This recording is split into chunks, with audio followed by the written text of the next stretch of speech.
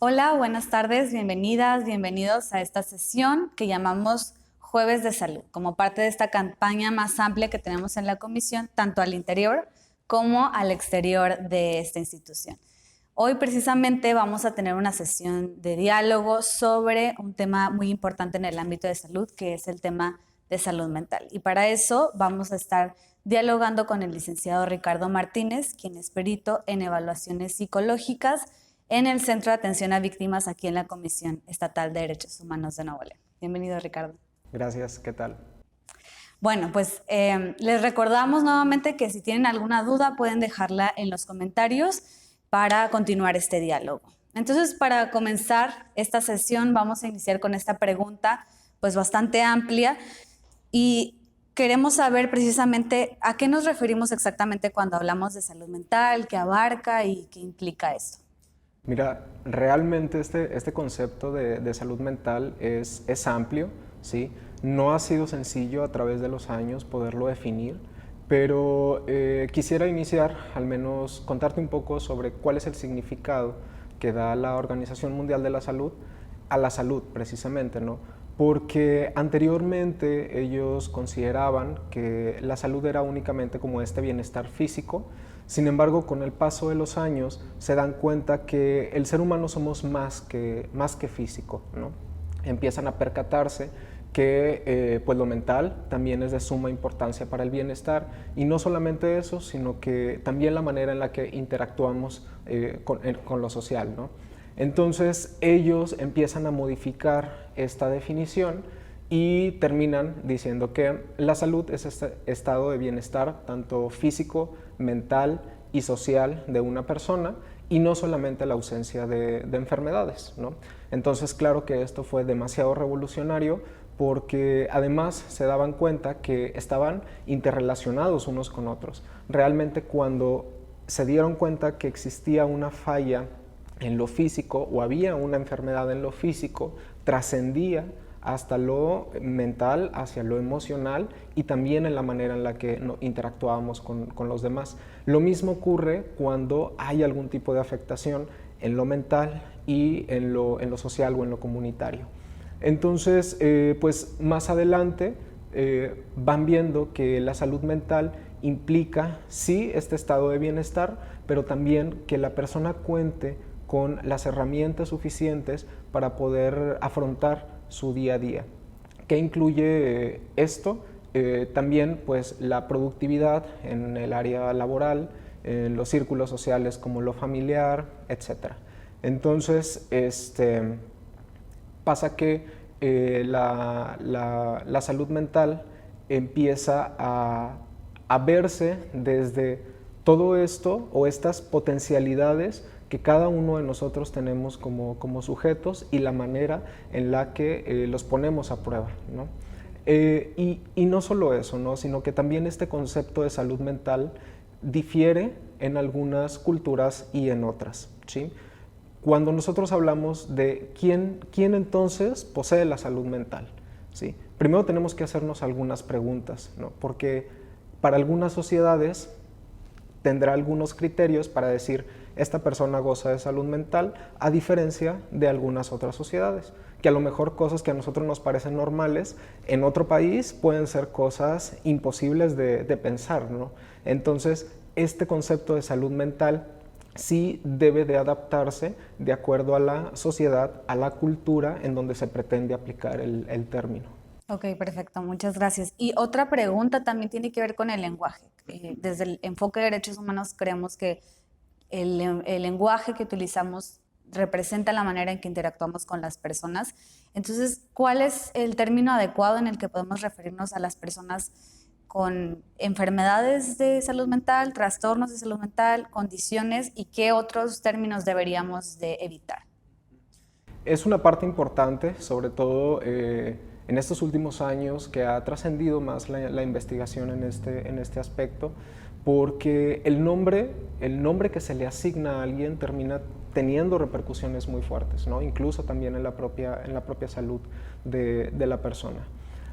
A lo largo de los años, pues hemos utilizado algunos términos como, ay, mira, esa persona está loca, ¿no? Está loquito, o tiene retraso mental, o muchas cosas hemos escuchado. Y a lo mejor en algún momento, también porque es válido, en algún momento puede que lo hemos llegado a utilizar, pero lo importante de todo esto es reflexionar sobre la trascendencia que pueda tener, ¿no? Decías hace un momento enfermedad, trastorno, y hay que diferenciar primero unas de otras, ¿no? Porque cuando hablamos de enfermedad estamos diciendo que hay algo orgánico que se ha detectado, algo que es demostrable incluso por medio de pruebas médicas, como por ejemplo análisis y demás, y que también tiene una repercusión en la anatomía de nuestro cuerpo. Eso es por el lado de la enfermedad. Pero cuando hablamos de trastorno, no precisamente tiene que ser una enfermedad. Hablamos sí de un conjunto de signos y síntomas que juntos pueden definirse de tal manera, como depresión, como ansiedad, etc.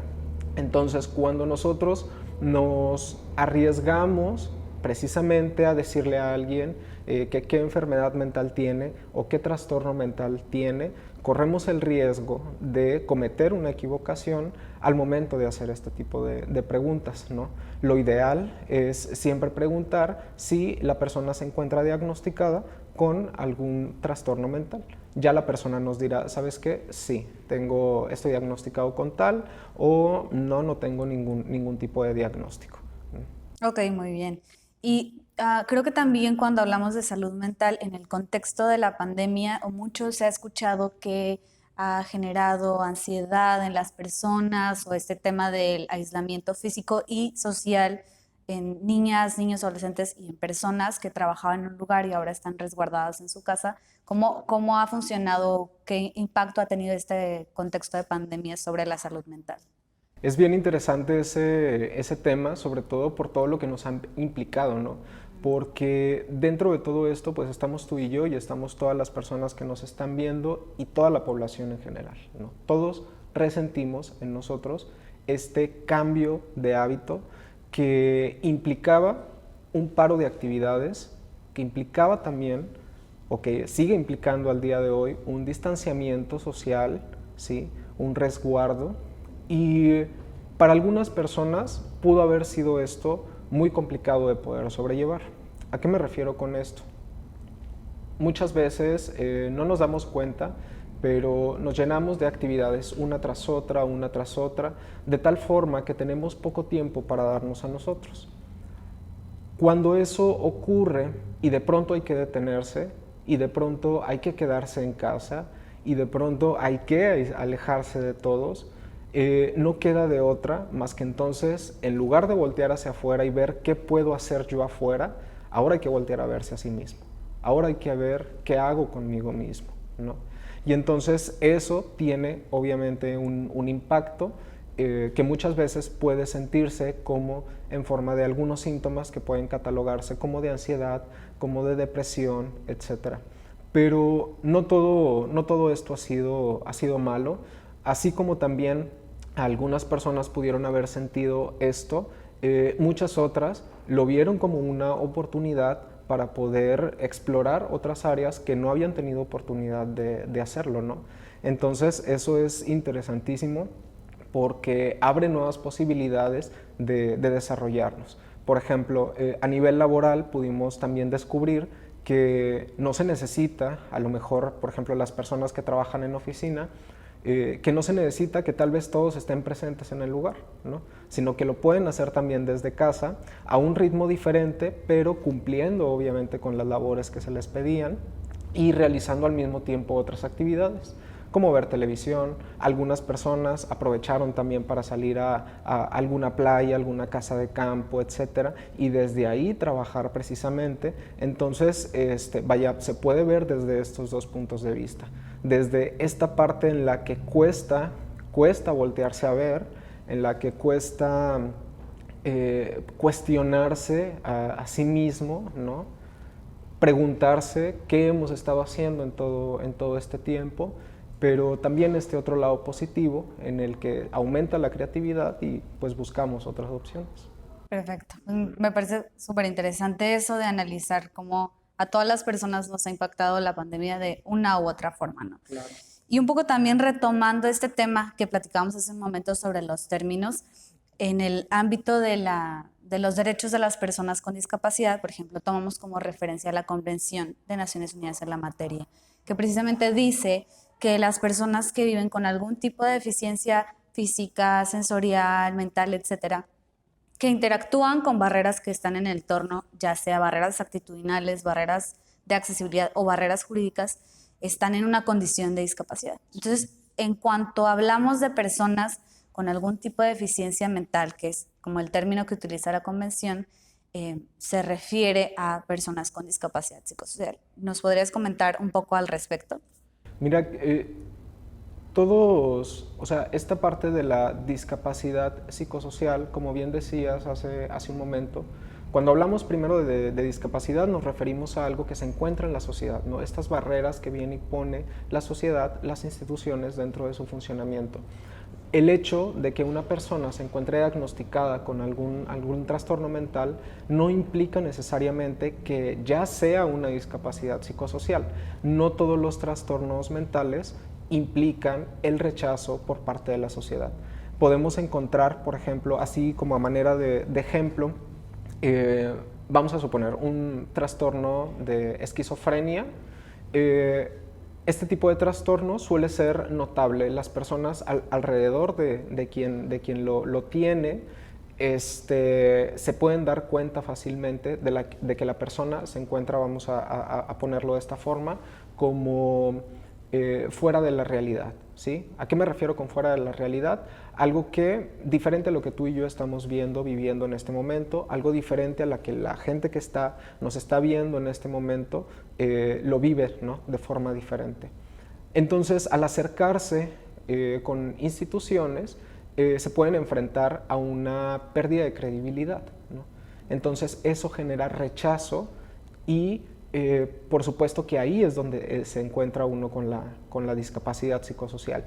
También cuando podemos ver a algunas personas caminar en el centro y entonces comienzan en ese momento los prejuicios, ¿no? De que no te le acerques porque esa persona está loquita, ¿no? Lo que decíamos hace un momento. Entonces, a partir de ahí es que se empieza a generar la discapacidad, cuando la persona incluso también pierde su trabajo por una situación que a lo mejor no va acorde con las capacidades que tiene la persona y que por ende pues llega a esto y se atraviesa, ¿no? Entonces sí es importante recalcar que no porque alguien tenga algún tipo de diagnóstico precisamente sufra una discapacidad psicosocial.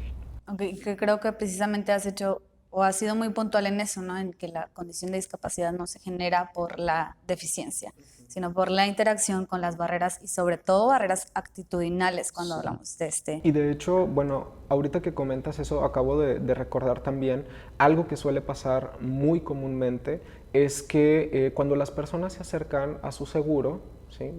Llámese el que sea,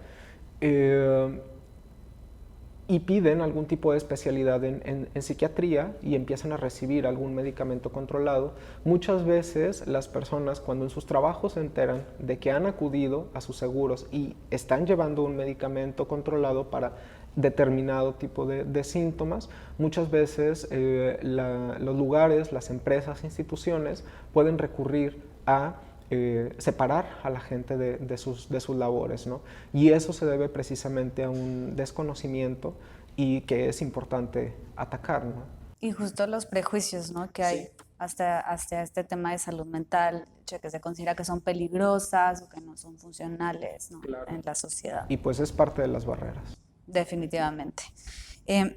Bueno, continuando con estas preguntas, también me gustaría abordar esta cuestión, yo como persona en la sociedad o como familiar, ¿qué indicadores puedo tomar para decidir acudir o recomendar ayuda profesional? No sé, de tiempo, de las situaciones o qué otros indicadores puedo tomar en cuenta. Ahí es importante considerar una cosa. Todos nosotros nos conocemos, ¿sí? Tengamos la edad que tengamos, hemos vivido todo ese tiempo con nosotros mismos. Sabemos que en ocasiones pueden ser días no tan buenos, que pueden ser días en los que pues uno le esté pasando como mal, pero así como uno se da cuenta de eso, también puede notar que lo que sería normal entre nosotros, y hago esto entre comillas, ¿no? Por esta definición de qué es normal y qué no es normal, pero podemos detectar qué es normal en nosotros y qué cosa ya ahora sí nos excede completamente, ¿sí? Entonces, cuando eso nos ocurre, cuando nosotros empezamos a notar que algo ya está fuera de, es que podemos acercarnos a buscar ayuda. Y en el caso, por ejemplo, de familiares, de amigos, pues podemos observar pues que a lo mejor la persona se comporta de una forma diferente, que empiezan a cambiar sus hábitos de sueño, que empiezan a cambiar sus hábitos alimenticios. Muchas veces, si ponemos atención a lo que la persona dice, podemos darnos cuenta de algunos indicadores, ¿no? Que también nos pudieran ayudar, sobre todo, a prevenir situaciones que pongan en riesgo la vida de la persona.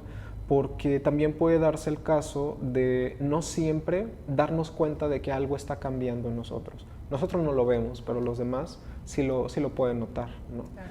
Entonces, esa es la mejor forma de darnos cuenta de que es momento de buscar ayuda, cuando entonces cambian los hábitos de la persona, tanto en su conducta, tanto en el pensamiento, como también en sus emociones. Claro, muy bien. Y también creo que se ha utilizado en muchos temas de diálogo, como sin hacer una diferenciación entre ansiedad, depresión, miedo, tristeza, como si fueran todos sinónimos. ¿Podrías ahondar un poquito en eso?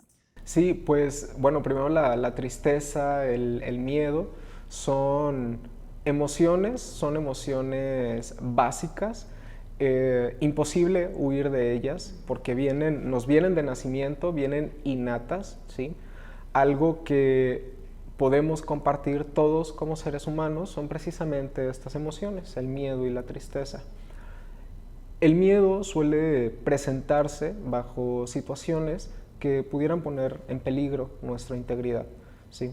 Cuando eso ocurre es como si fuera una señal de alarma. Imaginemos, por ejemplo, una alerta antisísmica que nos alerta de que se acerca un peligro y que es momento de evacuar. Lo mismo con sirenas que escuchamos de policías que nos dicen que hay que hacer algo al respecto, hay que moverse del lugar. Algo así funciona el miedo, ¿no? Entonces, eso por una parte.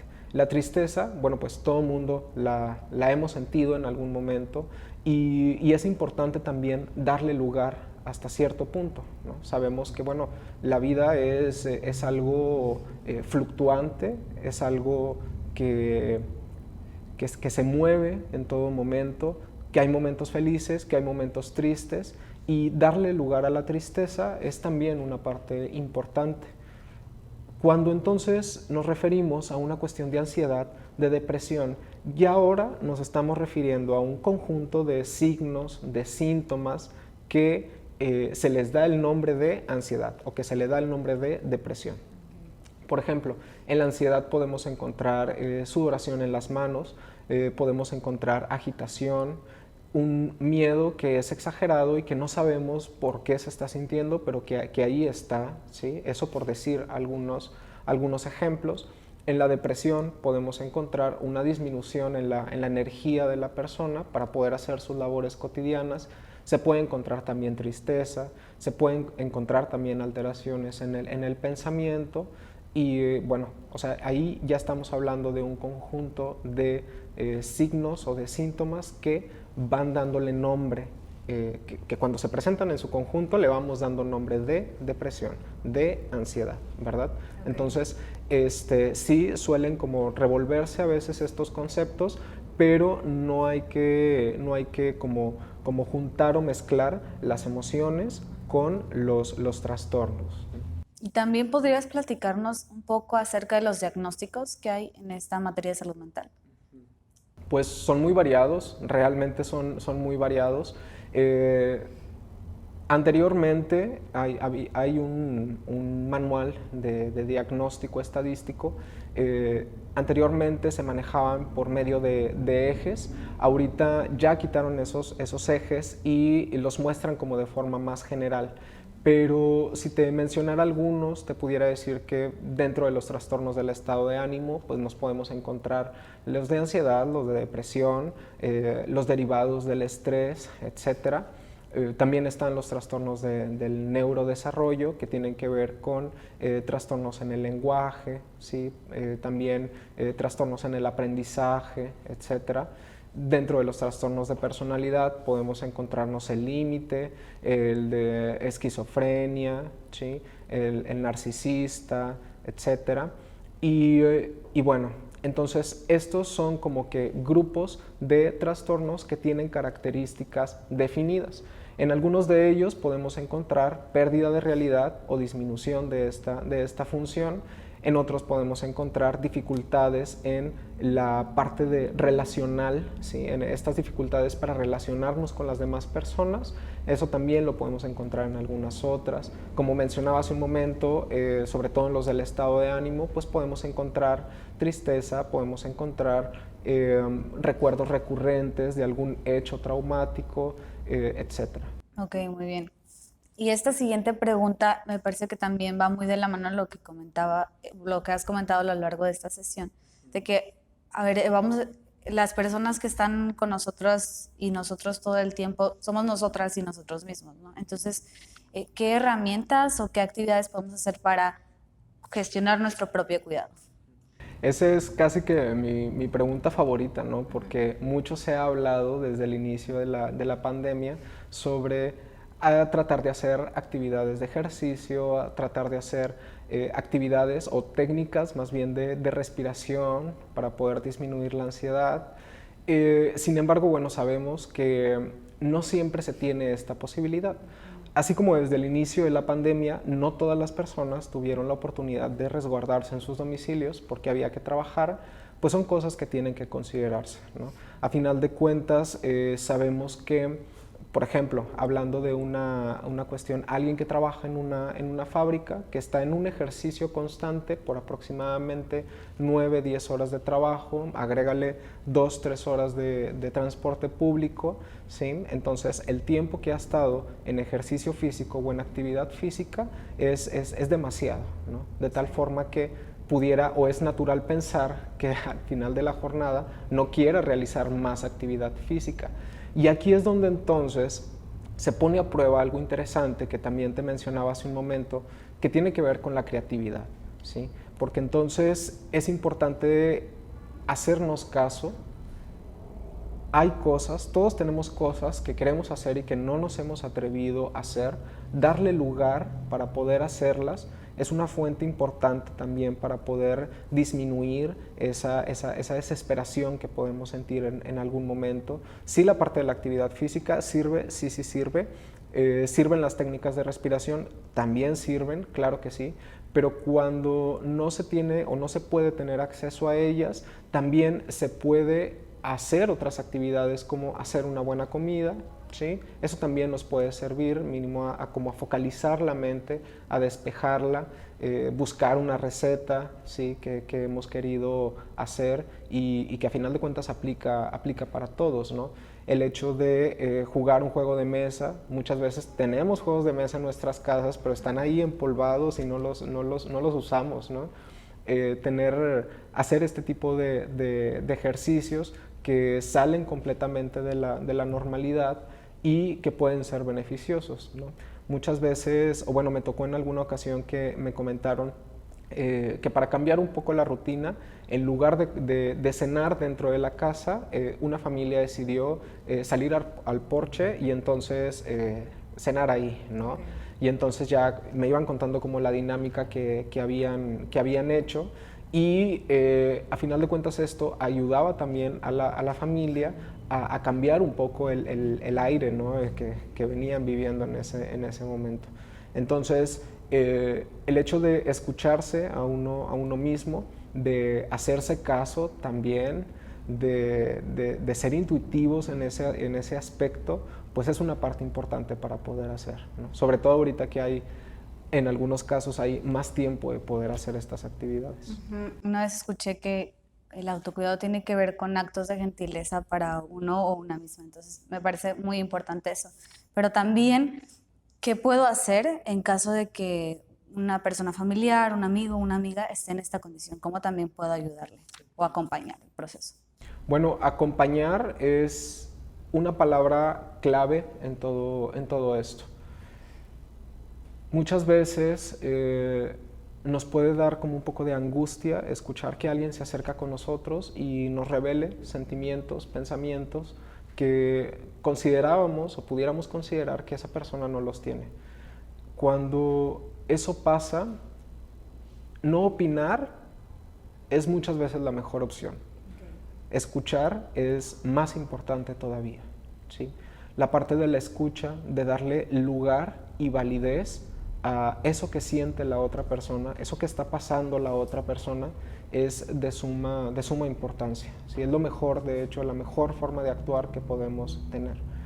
Obviamente se le puede aconsejar acudir con un profesional de la salud, ¿sí? Sin embargo, cuando hablo de la importancia de no opinar, porque muchas veces cuando opinamos solemos culpabilizar a la persona por determinados actos, ¿sí? Entonces se trata de evitar ese tipo de comentarios que en lugar de ser positivos o de beneficio para la persona, pues puedan ser perjudiciales, ¿no? Entonces basta con escuchar atentamente, con darle validez, con tratar de no minimizar lo que está sintiendo la otra persona, darle la importancia que requiere y también aconsejarle y acompañarle en esa búsqueda de un profesional de la salud. Ok, muy bien. Y específicamente, porque creo que es un tema que también se ha hablado mucho con este contexto de reapertura de las escuelas, ¿cómo podemos acompañar a las personas, a las niñas, a los niños, a nuestros hijos o hijas en este proceso, ¿no? De reapertura y de nuevamente convivencia con compañeros y compañeras que llevan un año o más sin hacerlo? Sí, de hecho, un año o un poquito más de un año, ¿no? Que ya tienen sin convivir. En ese sentido, también hay que ser sinceros con los menores, ¿sí? Con los niños, con las niñas. A veces pensamos que porque son muy pequeños, muy pequeñas, pues decimos, no sabe lo que está pasando, no sabe, no es consciente de lo que está ocurriendo. Y no es así, ¿sí? Los niños son muy observativos, observan a los adultos, ellos son sus cuidadores, ¿sí? Si el adulto se preocupa, si el adulto siente como algo de ansiedad y es notable en lo físico, el menor claro que lo ve, ¿sí? Entonces hay que ser sinceros con ellos, hay que hablarles con la verdad lo que está ocurriendo allá afuera y la importancia del autocuidado en cuanto a la salud física, ¿no? Y eso por una parte. Porque por la otra parte puede ser un poco difícil ese regreso presencial en el sentido de que hay una rutina que ya se acomodó a lo largo de este tiempo. ¿Cuál es esa rutina? Que si el niño entra a las 8 de la mañana, entonces se levanta, no sé, 7:45, en lo que se prende la computadora y se come ahí un cornflakes, un chocolate, algo rápido, se conecta y listo, ¿no? Porque también vemos que los tiempos de escuela son menores ahorita en línea, ¿no? Entonces, el hecho de empezar a crear una rutina similar a la que va a llevar de forma presencial es muy importante. Despertarse más o menos a la misma hora a la que se despertaría, empezar con sus actividades escolares, simular precisamente un tiempo de descanso y continuar posteriormente a ella. Si es posible o si hay posibilidad, pues ponerse también el uniforme, ¿no? Empezar como a hacer la rutina lo más parecido posible a como sería de forma presencial. Una vez que se retome todo, va a ser interesante, digo, eso no ha ocurrido al menos hasta ahorita, pero va a ser interesante ver la interacción que van a tener, ¿no? Seguramente en ese momento mucha más información va a surgir al respecto, pero sí es un área importante, sí es un área de interés para poder ver, sobre todo para los psicólogos educativos. Sí, creo que al inicio de la pandemia no veíamos el impacto que iba a tener sobre niños y niñas y ahorita es muy evidente el impacto que ha tenido, ¿no?, sobre este grupo. Y de hecho, eso es importante porque suele no verse el impacto en los niños, ¿no? Porque casi siempre se deja como el último recurso y uno dice, pues son niños, son como hay mayor plasticidad en ellos, ¿no? Se pueden adaptar más fácil al cambio y no siempre es así, ¿sí? Entonces, pues sí, es importante ese tema también. Ok, muy bien. Y también otra pregunta tiene que ver con qué tipos de tratamiento, ¿no? A las personas que reciben un diagnóstico en esta materia, ¿qué tipo de tratamiento pueden tener pues para su atención? Es muy variable, o sea, por parte de la medicina podemos encontrar la atención psiquiátrica. Dentro de la atención psiquiátrica, bueno, pues se trata de diagnosticar a la persona, de evaluarla, valorarla, ver qué tipo de medicamento es el que necesita para su sintomatología y de esa manera poder disminuirla. En algunos casos recurren ellos al internamiento como una fuente terapéutica, ¿no?, en ese aspecto. Eso por parte de la psiquiatría. Por parte de la psicología podemos encontrar muchos tipos de terapia. Tenemos, por ejemplo, la terapia cognitivo-conductual, que se basa un poquito más y a grandes rasgos, porque es complejo, es más grande. A grandes rasgos, pues trabajan la parte de la modificación de la conducta, de lo cognitivo, ¿sí?, de la manera en la que entonces pensamos, etcétera. Nos encontramos también con una terapia breve sistémica que trabaja sobre todo la parte de las relaciones humanas, la manera en la que sistemáticamente precisamente nos desenvolvemos, ¿sí? Tenemos también la terapia psicoanalítica que trabaja con el inconsciente de la persona, que trabaja con el deseo, ¿sí?, con la develación del deseo de la persona, y que esto pues también ayuda muchísimo.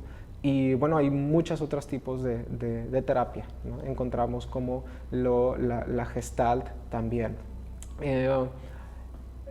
Más ramas de la psicología que trabajen con la salud mental se puede ver también en la psicología social, que trabaja desde lo comunitario, que casi siempre los psicólogos comunitarios los podemos encontrar en los centros comunitarios precisamente, pero también en algunos otros lugares, ¿no? Tenemos también ¿cómo es? Los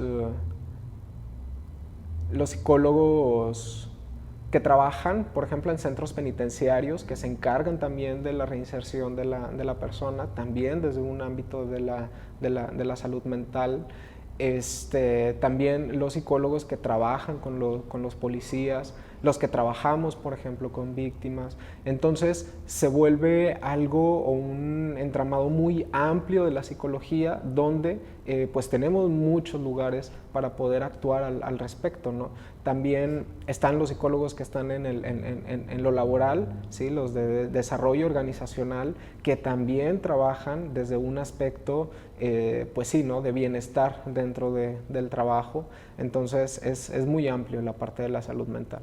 Ok, y retomando este tema de el entorno laboral o empresarial, ¿cómo es que las empresas tienen esta responsabilidad en cuanto a la salud mental? Muchos hablan como de los riesgos físicos que hay en el trabajo, pero ¿qué pasa con los riesgos en este ámbito? La importancia de la salud mental, como comentábamos al inicio, pues ha trascendido a muchas esferas, ¿no?, que a lo mejor no nos hubiéramos imaginado que llegara. Recientemente hubo una norma oficial mexicana, la 035, que trata precisamente de evaluar los riesgos psicosociales que hay en los trabajos. Entonces, esto es vanguardista, sí, en el sentido de que con esta norma las empresas pueden hacer una evaluación de cuáles son los riesgos a los que sus empleados están expuestos y que afectan la parte psicosocial de ellos, ¿no? Entonces, no hay tal cual como una directriz de, bueno, tienes que hacer esto y esto y esto, pero sí se trata de emprender acciones para disminuir ese impacto que puedan tener los empleos en este sentido. Sabemos que no siempre va a ser posible alejar este riesgo psicosocial, Por ejemplo, para los trabajadores para las personas que trabajan con víctimas de delito, para las personas que trabajan precisamente con delincuencia, puede haber un desgaste profesional que si lo categorizamos dentro de esa NOM, pudiera darnos indicadores de que hay un riesgo psicosocial, ¿verdad? Entonces, sabemos que este tipo de empleos no lo quitan o no lo van a retirar de por medio, pero sí al menos trabajar para que el impacto que pueda tener esta labor cotidiana pues sea mucho menor de lo que anteriormente sea, ¿no? Entonces se trata también de que las empresas cuiden de la salud mental de sus empleados. Ok, muy bien. Y un poco ya para finalizar, creo que a lo largo de la sesión hemos platicado sobre estas estigmas que sigue habiendo acerca de la salud mental, que pues precisamente la idea es que con esta sesión podamos promover la toma de conciencia acerca de su importancia y también en esta última parte finalizar con si nos pudieras compartir qué servicios tenemos en Nuevo León para la atención de la salud mental. Bueno, pues servicios hay muchos, o sea, si nosotros tenemos algún tipo de seguro, ya sea por parte del IMSS, del ISSSTE, del ISSSTE-León, podemos acercarnos con ellos a solicitar este servicio. También podemos acercarnos a los DIF municipales, a los centros comunitarios de desarrollo social, ¿sí? Podemos acercarnos también a los centros de salud por parte de la Secretaría de Salud y en todos ellos podemos encontrar información de a dónde acudir y dónde nos pueden dar la ayuda que necesitamos en ese momento. Entonces también pueden acudir en este caso a la Comisión Estatal de Derechos Humanos y se les puede orientar a las personas sobre a qué lugar en específico pueden ir en caso de que lo necesiten, ¿verdad? Entonces, se tienen todas esas opciones de manera gratuita. Algunas probablemente puedan cobrar algo mínimo, ¿no? O alguna cuota de recuperación, pero pues es accesible para todas las personas. Ok, muy bien. Pues les recordamos que si tienen alguna otra pregunta o algún otro comentario, pueden ponerlo en el chat y nos estaremos comunicando para resolverlo. Y bueno, pues no sé si quisieras agregar algo más para finalizar. Sí, quisiera darles los teléfonos de la comisión, nada más permítanme tantito. Miren, es el 8345-8645 a la extensión 120, es del Centro de Atención a Víctimas. Ahí se les puede brindar la información, se les puede orientar a qué lugares al que pueden acudir en caso de que lo puedan necesitar. También en cuanto a las instalaciones, bueno, pues de aquí de la comisión estamos aquí en el centro de Monterrey, tenemos también un módulo en el pabellón ciudadano y una sede más en el centro de Linares, ¿verdad? Pues bueno, únicamente recordarles eso. Ok, muy bien. Muchas gracias, Ricardo, y muchas gracias a todas las personas que participan en esta sesión. Y nuevamente les recordamos estar al pendiente de las redes sociales de la comisión en los jueves de salud y en todo el resto del contenido que tenemos para ustedes. Hasta luego.